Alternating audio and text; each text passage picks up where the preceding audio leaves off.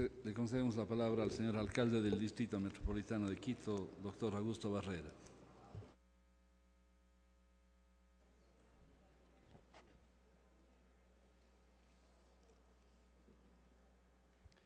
Señor presidente de la Asamblea Nacional, arquitecto Fernando Cordero, señoras y señores asambleístas, señores concejalas y concejalas del Distrito Metropolitano, queridos compañeros dirigentes barriales, dirigentes de organizaciones gremiales, rectores de las universidades, en fin, todos quienes constituyen la Mesa Ciudadana de Seguridad del Distrito Metropolitano, queridos amigos y amigas que ahora nos acompañan. Quisiera ratificar el hecho de que la presencia del Distrito Metropolitano aquí no es una presencia esporádica y casual, hace parte de un proceso. Y nosotros tenemos la convicción de que el tratamiento del problema de la seguridad, en la medida de que es un bien público, es efectivamente el resultado de la acción articulada de un conjunto de instituciones. Eso para nosotros es una convicción. Por eso hemos enfrentado el tema de la seguridad desde una perspectiva de articulación y concertación de todos los estamentos de la ciudad. Puede parecer que a corto plazo resulta más rentable para las autoridades locales eludir su responsabilidad, pero en la medida en que la seguridad es de los ciudadanos de nuestras ciudades, nosotros asumimos la necesidad de articular la participación de los ciudadanos para enfrentar este tema.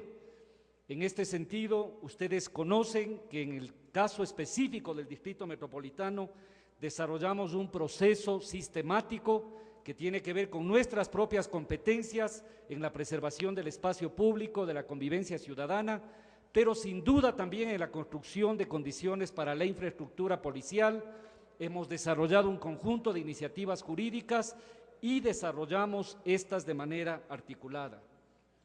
Quiero insistir que nuestra presencia aquí tiene el concepto de que no hay Estado de Derecho que no consolide las instituciones. Nosotros no estamos para enfrentar unas instituciones con otras. Esto quiero que quede clarísimo.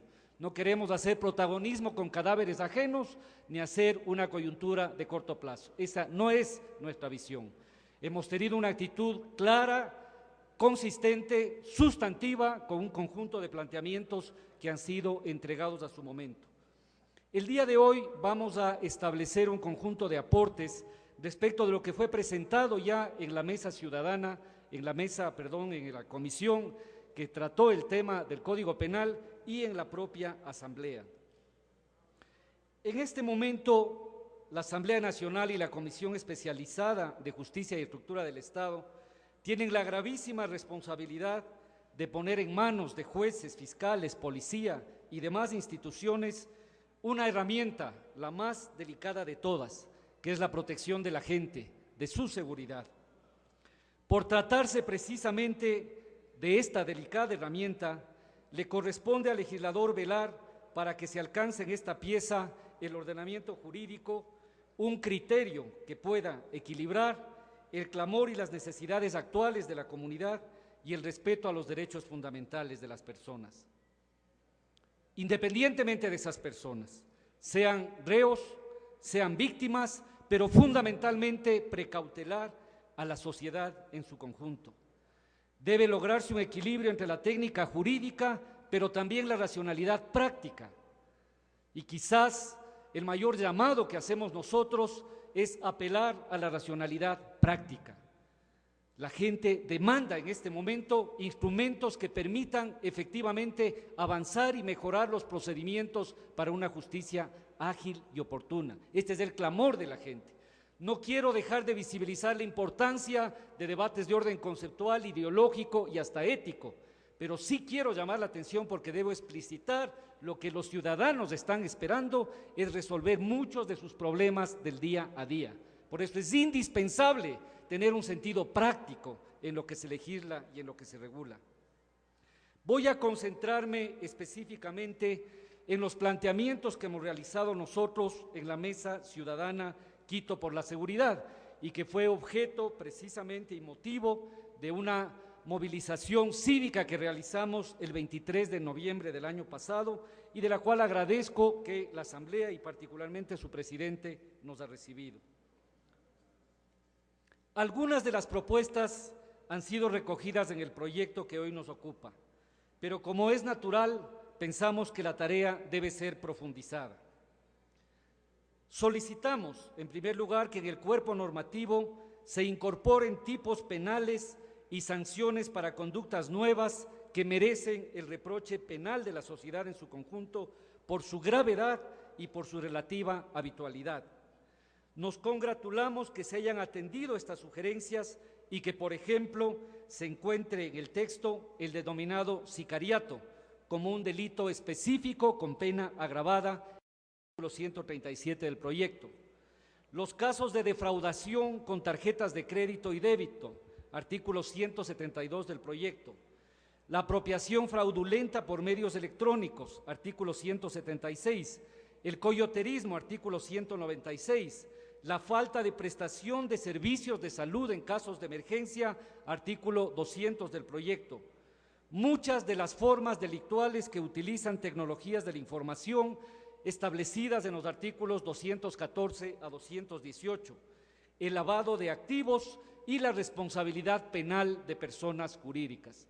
Nos congratulamos de que muchos de estos planteamientos estén ahora incorporados en el proyecto.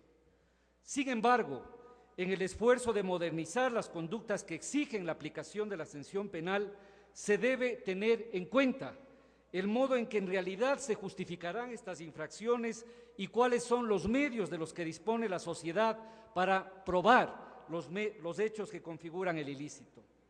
Así, por ejemplo, nos parece que no es adecuado que para que se llegue a sancionar el delito de receptación, lo que todos conocemos como cachinería, la Fiscalía tenga que probar que el procesado tenía conocimiento de que los bienes se comercializan. Gracias, señor asambleísta.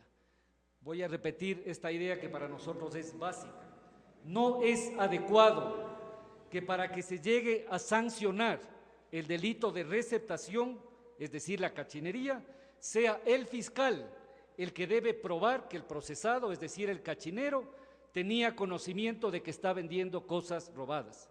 Si así es la forma de tipificar el delito, nunca en la vida el cachinero va a asumir que está vendiendo cosas robadas. Y entonces eso termina siendo absolutamente ilógico. Con este tipo de formulación lo que nunca vamos a tener es la posibilidad de procesar efectivamente al cachinero. La conducta reprochada en tales circunstancias es de imposible sanción.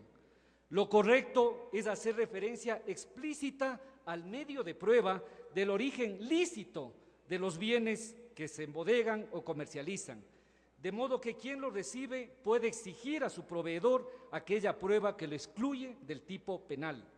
Una norma jurídica es ante todo un mensaje a las personas sobre aquello que se acepta o se tolera. También consideramos que una infracción como la cachinería admite, por supuesto, una gradación en su regulación. La primera ocasión puede constituir una contravención y progresivamente avanzarse en su endurecimiento para progresivas infracciones penales. Esto nos parece vital. Es injusto que recursos públicos de la ciudad, de centros comerciales o de mercados, sean utilizados como lugares de expendio de cosas robadas y que en el mejor de los casos la infracción sea una boleta del SRI respecto de que no presenta factura. Dennos instrumentos para terminar con el comercio de cosas ilícitas, porque atrás de la televisión, del equipo de sonido, hay una familia, hay alguien que ha sido violentado. Hay que romper la economía del delito y para eso requerimos armas que nos permitan actuar con fortaleza en esta dirección. Otro elemento que debe ser considerado es la metodología que se emplea, por ejemplo, en la tipificación de infracciones penales. Me refiero a la violación de los sellos previsto en el artículo 272 del proyecto. El desacato frente a las disposiciones de la autoridad pública que consta en el artículo 271 dice lo siguiente. Me dicen que tengo poco tiempo, voy a tratar de sintetizar. Es imposible que la autoridad pública pruebe que materialmente alguien violó los sellos de clausura. Y la autoridad pública termina en una burla generalizada cuando 2 o 3 días después los efectos de la clausura son nulos, porque materialmente es imposible probar que es el dueño o el arrendatario o el promotor de eso quien violentó los sellos. Y entonces yo no he roto los sellos, prefiero pagar la multa, etcétera. En el ambiente administrativo es claro que no existe forma de probar ante el juzgador que el procesado es quien materialmente violó los sellos, aunque es bastante claro que es el único beneficiario de la infracción al constatarse que el establecimiento se encuentra en funcionamiento pese a la clausura ordenada. En esas circunstancias, lo correcto es rectificar los tipos penales existentes y gradarlos, de modo que la actividad administrativa de control sea respetada. Así, el desacato de la orden de la autoridad competente debe constituir una contravención y su reincidencia un delito flagrante, independientemente de probarse que es alguien quien rompe o no el sello. Eso va a permitir que efectivamente se fortalezca la autoridad administrativa. A quienes nos interesa poner orden en las ciudades, esto es vital, porque esto es un arma que nos permite poner orden en las ciudades. A nadie le cabe la menor duda, y ahora leía una cosa insólita, con titular de primera página y todo, de que la ley no enfrenta el vandalismo. Esta es la ciudad más democrática en términos de expresiones de protesta y de expresiones de arte urbano. Pero otra cosa es la destrucción de los bienes públicos. Obviamente eso es otra cosa. La destrucción de bienes patrimoniales o de infraestructura pública que le cuesta fundamentalmente al más pobre y que es usada fundamentalmente por el más pobre. Las paradas de los buses, los equipamientos urbanos, los baños públicos, las iglesias, los muros y los parques de esta ciudad son para nosotros un patrimonio de orden público. Por eso nos parece fundamental, no como una actitud represiva, sí como una actitud de complementación, al mismo tiempo que tenemos una política de promoción del arte urbano, consolidar herramientas que permitan tipificar las contravenciones que afectan la infraestructura y el espacio público. Eso nos parece vital y nos parece que no está suficientemente estructurado ahí.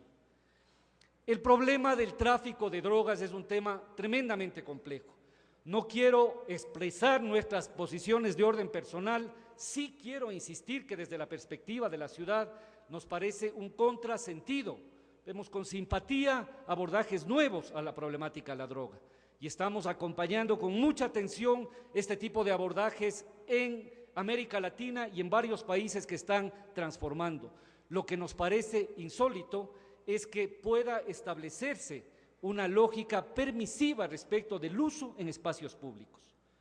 El uso y la comercialización en espacios públicos lo que hace es provocar uno de los mayores problemas de degradación en algunos sectores de la ciudad, que es el microtráfico. Y ustedes saben perfectamente que la línea divisoria entre quien vende y quien consume es muy frágil. Y entonces el efecto que tenemos es un efecto de deterioro de las zonas del microtráfico. Esta es la realidad. Por eso pedimos que sea un elemento clave que deba ser incorporado en el tema que se está discutiendo.